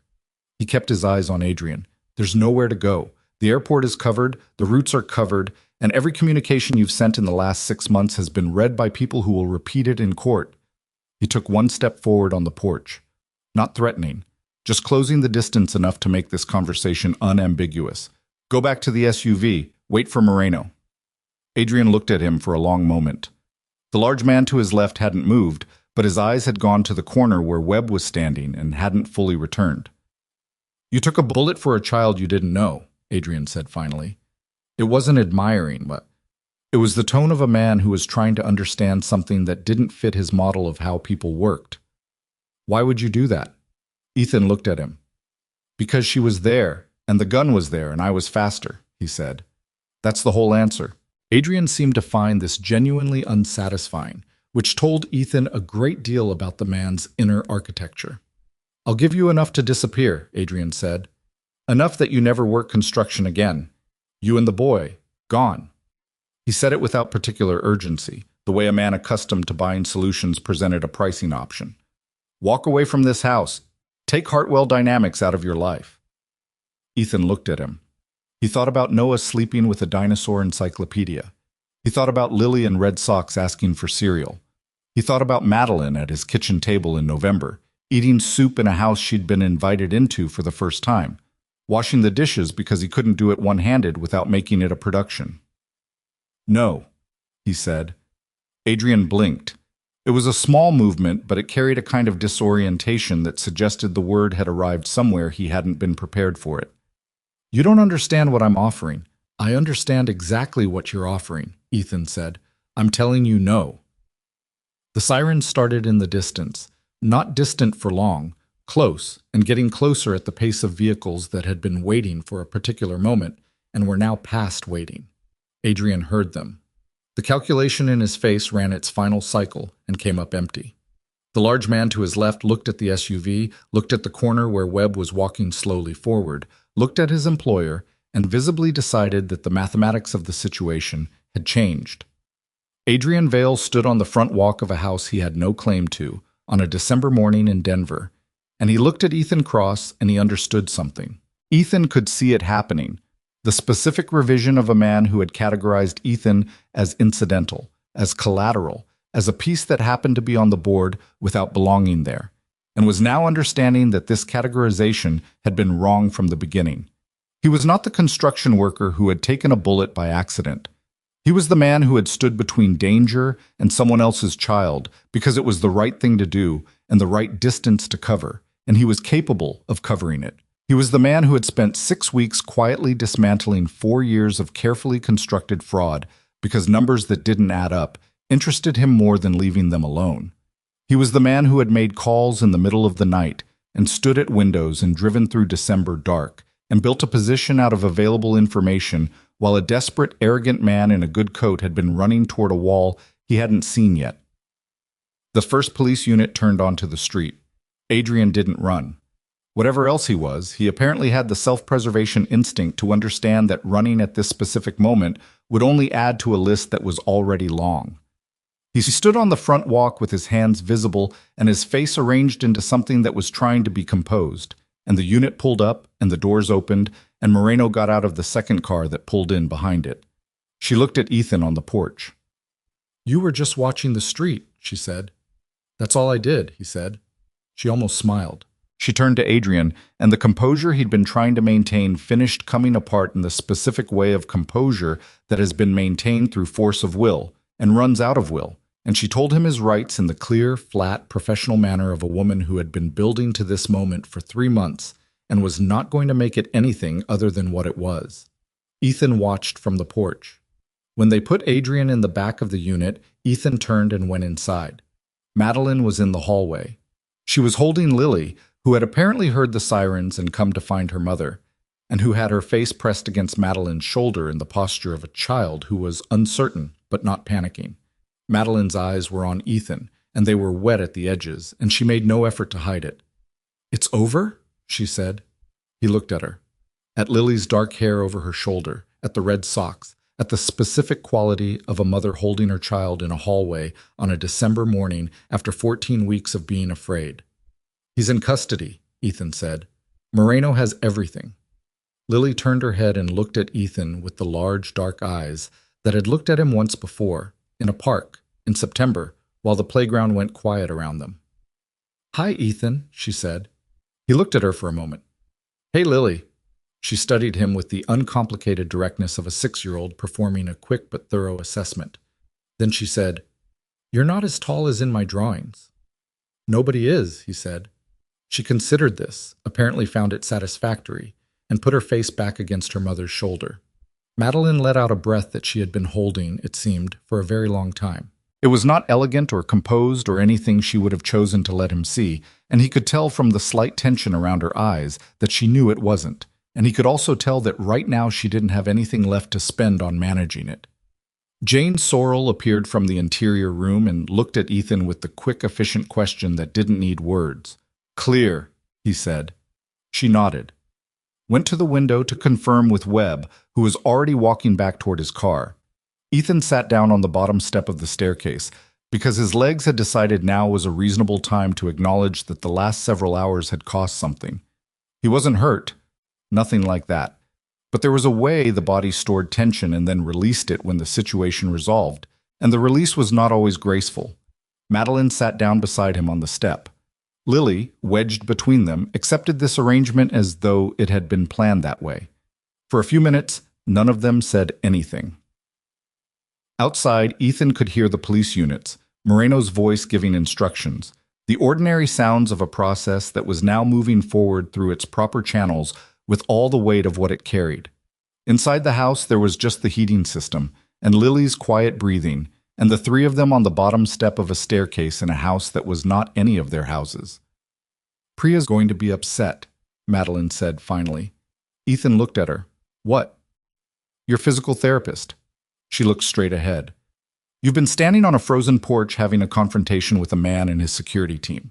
That's probably not what she cleared you for." He realized distantly that his shoulder was in fact making its opinion known. "I wasn't doing anything strenuous." "You never are, according to you." Lily lifted her head. "What's strenuous?" "Difficult," Ethan said. She thought about this. "Like the Spinosaurus fight?" "Something like that." She nodded and put her head back down, apparently satisfied that this adequately categorized the morning. Madeline's hand was on the step beside his. Not touching, just near, in the particular proximity of two people who had been sitting beside each other in difficult rooms for long enough that the distance between them had quietly, without announcement, become something else. Ethan looked at it for a moment. Then he looked at the front door, and the winter light coming through the side light beside it, and the quiet street beyond, and thought about Noah at Carol's house, waking up to an encyclopedia and a neighbor's kitchen, and the reasonable expectation that his father was going to come get him. "I need to go pick up Noah," he said. "I know." Madeline didn't move immediately. "In a minute." He stayed on the step. In a minute was fine. The light through the side light was the cold, exact light of a December morning that had gone the way it needed to go, and Lily's weight against his arm was small and warm, and outside on the street Denver was going about its ordinary business, indifferent to the specific morning three people were having on the bottom step of a house on a corner lot in the northeast part of the city. Ethan Cross sat there and let a minute pass, and it was by any available measure enough. He picked Noah up from Carol's at 11 that morning. Noah was at the kitchen table eating toast when Ethan came in, and he looked up with the particular expression of a child who had been patient through something he hadn't been fully told about and had decided not to ask until the right moment. Carol was at the counter pouring coffee into a thermos, and she handed it to Ethan without comment, which was exactly what he needed from her, and he thanked her with the kind of sincerity that didn't require elaboration. In the truck, Noah waited until they had turned off Carol's street before he said anything. "It's done," Ethan told him, before Noah had formed the question completely. "The man who was causing the trouble. Police arrested him this morning. Noah looked out the passenger window for a moment. Lily's safe? Lily's safe. A pause. Madeline too? Madeline too.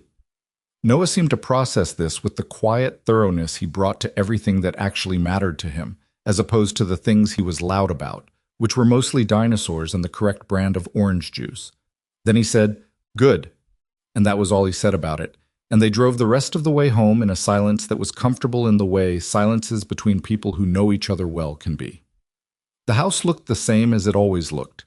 Gutters still needed cleaning. The flower bed still had its dry stalks. Ethan sat in the driveway for a moment after he turned the engine off, just looking at the front of it, and thought about the fact that 3 months ago he had walked out of this house on a Saturday morning to go to a park and had come back from a surgery instead, and everything that had happened between those 2 points had rearranged his life in ways he was still in the process of accounting for. "Dad?" Noah said. "Yeah. The gutters." Ethan looked at him. Noah was pointing at the gutters with the specific expression of a person who has mentioned something many times and is noting, without judgment, that it remains unaddressed. "I know," Ethan said. "It's going to snow again." "I know." "Okay," Noah said, in the tone of a person filing a report and releasing responsibility for the outcome. He got out of the truck and went inside, and Ethan sat in the driveway one more moment and then followed him. The days after Adrian Vale's arrest had the particular quality of an aftermath. Not quite normal, not quite not. The warrant had been signed at 11:47 that morning, 17 minutes before Moreno would have had to release him from the initial hold, which was the kind of margin that people in other professions didn't have to think about, but that Ethan thought about for several days afterward. Graham Pike's cooperation had produced a more complete picture than the DA had hoped for. The full extent of the financial fraud, the structure of the shell companies, the communication chain around the park shooting, and 2 additional incidents of corporate sabotage that Ethan hadn't been aware of. The DA described the case, in a press statement, as one of the more comprehensively documented financial crime prosecutions in the state's recent history. Ethan read the press statement on his phone, in his truck, in the Hartwell Dynamics parking lot, and then went inside to do his job, which still needed doing regardless of the legal proceedings happening in other rooms. He got a call from Moreno that afternoon. "I wanted you to hear it from me before it was public," she said. "Adrian's legal team has indicated he'll enter a plea. They're negotiating terms now, but the charges include conspiracy to commit murder, fraud, corporate sabotage, and criminal intimidation." A pause.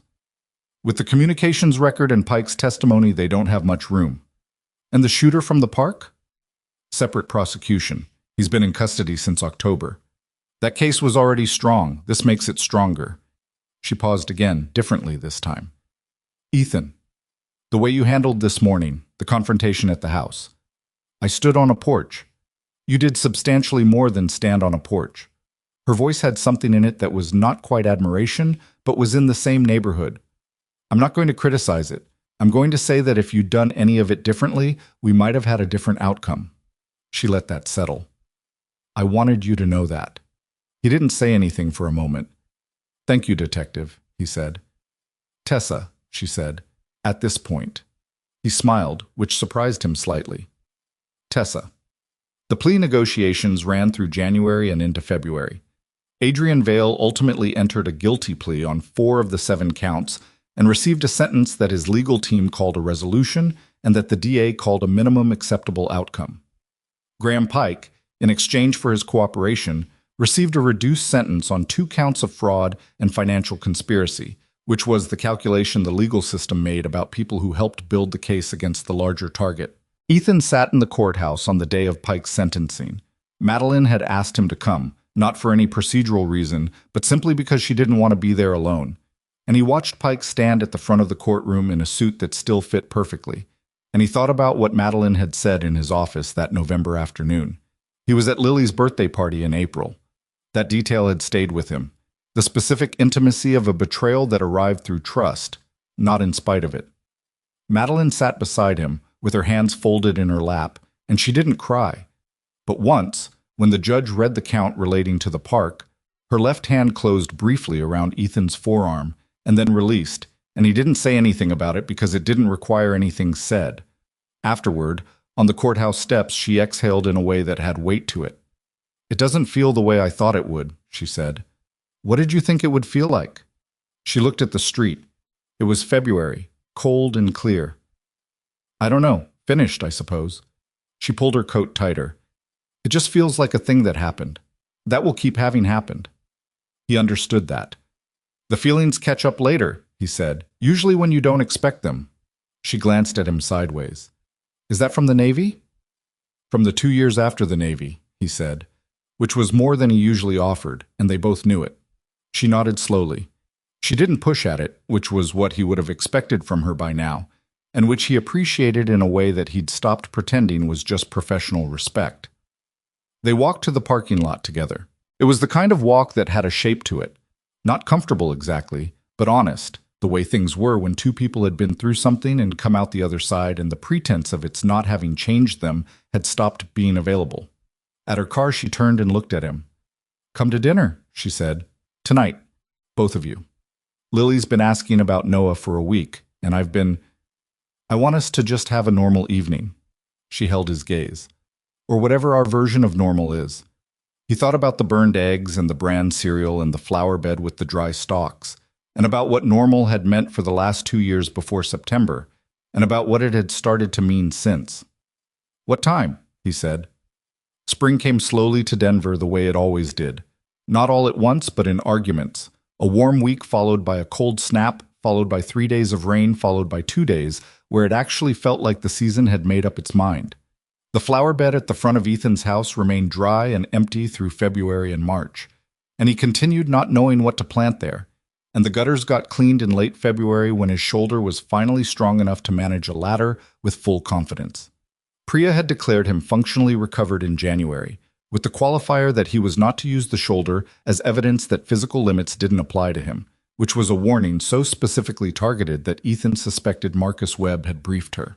The dinners at Madeline's house had become, by March, a standing arrangement. Not announced, not formalized, just a thing that happened on Thursday evenings, and had been happening long enough that Noah packed his overnight bag without being asked on the weeks when the dinner ran late and it was easier to stay.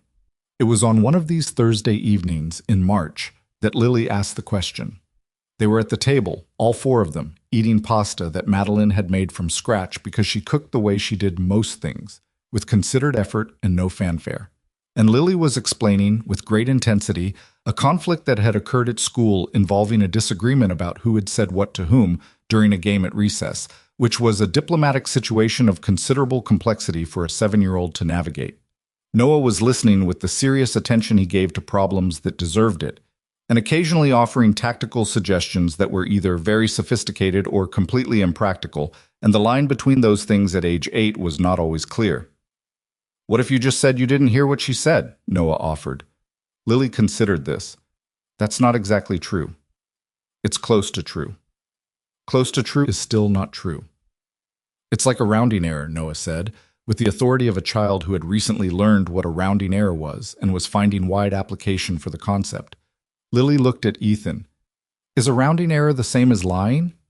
"In math, no," Ethan said.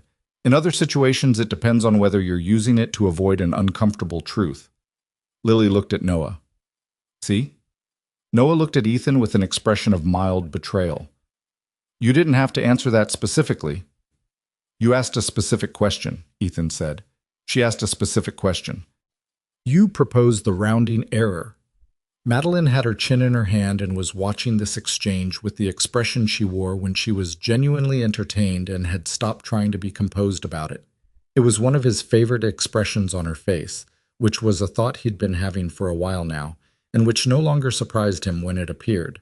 Lily ate a forkful of pasta and then, in the way children had of shifting to the next significant thing without transition, looked across the table and said, "Noah, if your dad and my mom got married, would we be siblings?" The table went very quiet, not an uncomfortable quiet, more the quiet of 4 people registering that something had been said that went directly to a question nobody had formed out loud yet. Noah looked at Ethan. Ethan looked at his pasta. Madeline looked at Lily with the expression of a woman who was deciding in real time whether to redirect the conversation and had concluded that the moment was already past redirecting. Lily looked around at all three of them with the equanimity of someone who had asked a reasonable question and was waiting for a reasonable answer. I think technically we'd be step-siblings, Noah said finally. He was using his careful voice, the one that meant he was thinking while talking. But that's kind of a stupid distinction. What's a distinction? A difference that doesn't matter. Lily appeared to find this satisfactory. She looked at Ethan. I already think of Noah as kind of like my brother. Yeah, Noah said. He shrugged, as if to indicate that this had been self-evident for some time. Same. Ethan looked up from his pasta and met Madeline's eyes across the table. Hers had the wet edges that appeared when she was moved by something and had decided not to manage it. She met his gaze and held it, and didn't look away. The children had returned to the rounding error debate. Later, after dinner, after Noah and Lily had retreated to Lily's room to continue an argument about something unrelated that had begun at the table and apparently required resolution in private, Ethan and Madeline were in the kitchen. He was washing dishes because his shoulder was fine, and Madeline had cooked and the arrangement made sense, and she was at the counter with a glass of wine, not helping and not pretending to. She's not wrong, Madeline said. Ethan rinsed a bowl. About which part? Any of it. A pause. Noah either. He set the bowl in the drying rack and picked up the next one. No. Outside, the March evening was doing what March evenings did. Neither winter nor spring, something in between that couldn't commit. The kitchen light reflected in the window over the sink, and behind his reflection the yard was dark and quiet, and somewhere in the house 2 children were arguing about something with the specific passion reserved for things that didn't actually matter. I need to say something, Madeline said. Okay. She set her glass down. She was choosing words, which she did carefully, not because she was slow, but because she was precise. After Adrian. After everything. I spent a long time, longer than I admitted to anyone, being afraid of what came next. Not of him. Of the other thing. She looked at the counter. Of trusting someone again. Of letting something matter enough that losing it would be... She stopped. Adrian taught me very specifically what it felt like to have trust used as a mechanism. And I knew, intellectually, that you were not that. But knowing something intellectually, and actually, she stopped again. Ethan dried his hands on the dish towel and turned around. She looked at him. I'm telling you that I was afraid, past tense, and that somewhere between a parking lot in February and a Thursday pasta dinner in March, I stopped being afraid and started being something else that I haven't been in a long time.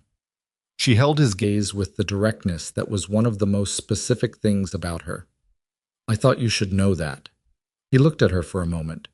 He thought about Sarah, about the fact that he always thought about Sarah in these moments, not with grief as a barrier, but with grief as a presence, the way someone who mattered was always a presence.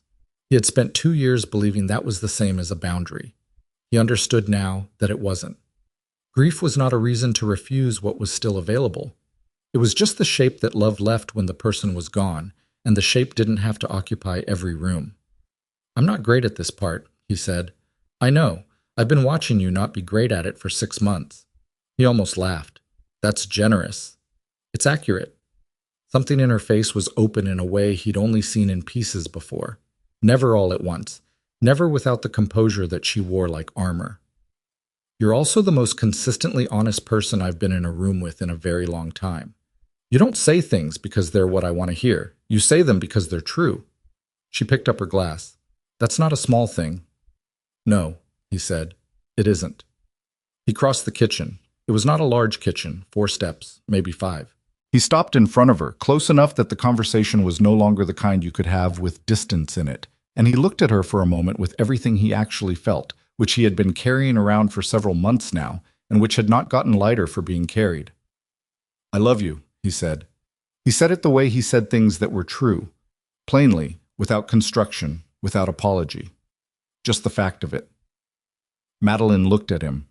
The wet edges were back, and she blinked once, and then something in her face that had been held for years, not just for the months he'd known her, but for longer, he suspected, for the years of Adrian and the legal battles and running a company alone and being afraid of the thing that fear had made her afraid of.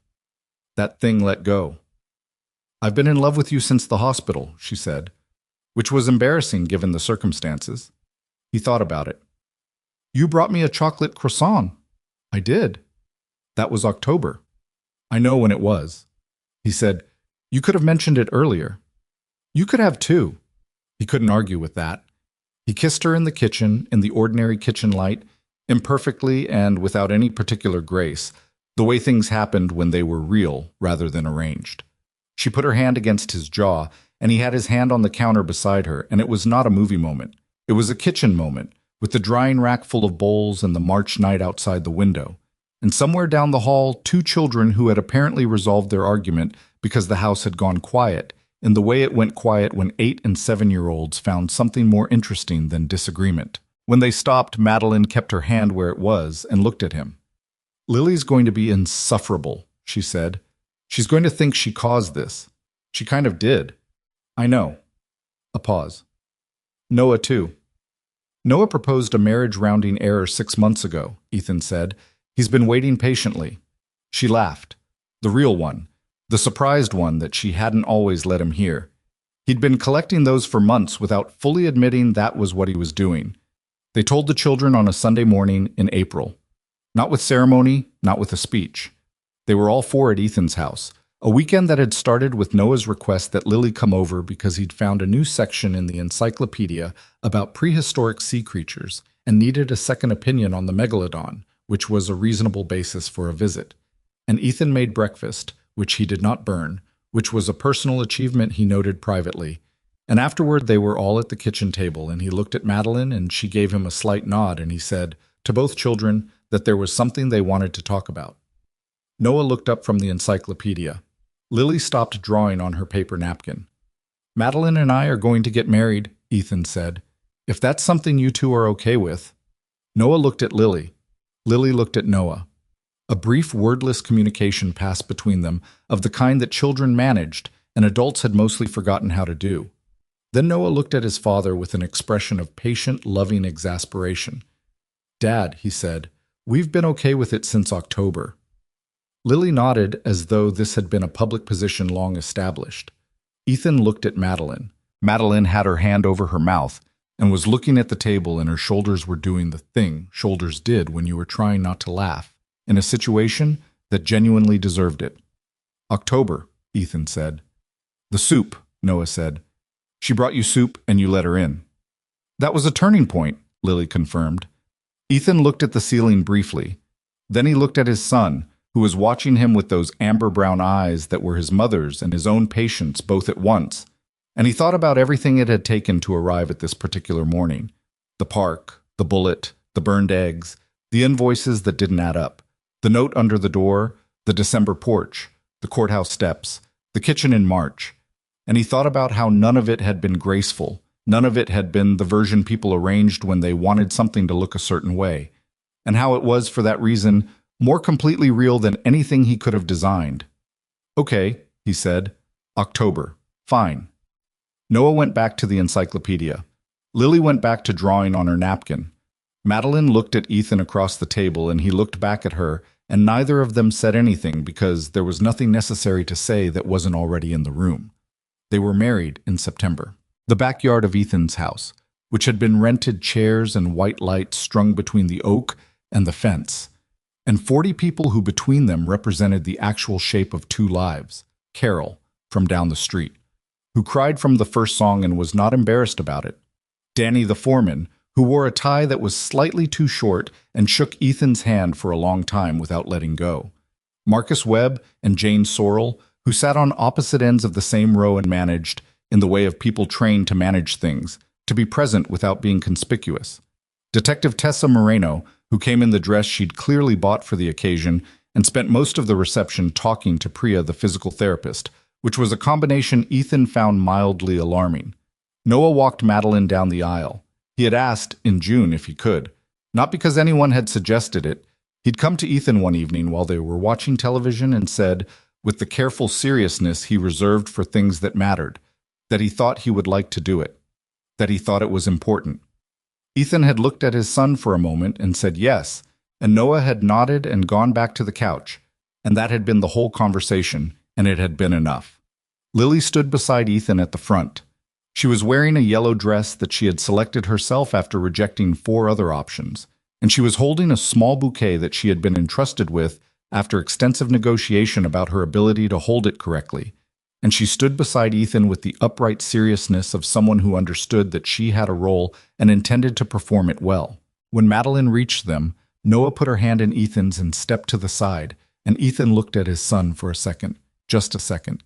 And Noah's face was open and clear and 8 years old, and also somehow already the person he was going to be. And Ethan held on to that for a moment, the way you held on to things you knew you would want to remember. Then he looked at Madeline. She was looking at him the way she'd looked at him in the kitchen in March, with everything she actually felt, assembled and present and no longer wearing anything to protect itself. She was not the woman in the gray coat at the edge of a playground in September. She was not the careful executive managing herself through a crisis. She was just Madeline standing in a backyard in the September afternoon with 40 people and 2 children and the man she loved, and the dry flower bed along the front of the house had been replanted in early May with something that actually grew, because she had asked what Sarah had put there and he had told her, and she had found something similar but not the same, which was the right call. And he'd thought so when she did it, and he thought so now. He said his vows plainly, without performance, the way he'd learned to say everything that was true.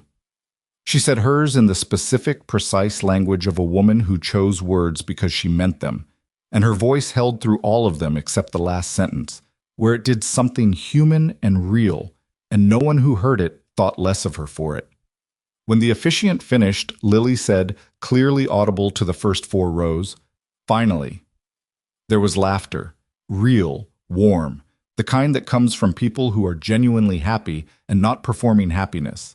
Noah put his face in his hands in theatrical dismay.